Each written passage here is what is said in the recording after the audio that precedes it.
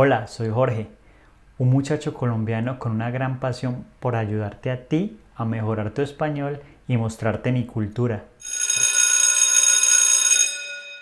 Recientemente me mudé a Australia, donde he estudiado, hecho amigos y ahora trabajo. Por lo tanto, puedo entender todos los obstáculos que conlleva dominar un segundo idioma.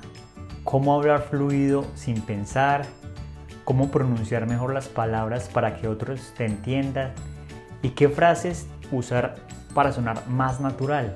Sí, hablar fluidamente español puede ser tan difícil como cualquier otro idioma, pero con los recursos y las estrategias adecuadas es completamente posible. He aprendido muchos trucos y estrategias a lo largo de los años para mejorar la fluidez y la pronunciación, y también para superar esa temida fase intermedia de estancamiento. Sé lo que es aprender un nuevo idioma y he ayudado a miles de personas a mejorar su fluidez y pronunciación.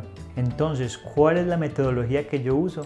Creo firmemente que la mejor manera para aprender una segunda lengua es a través de una conversación natural.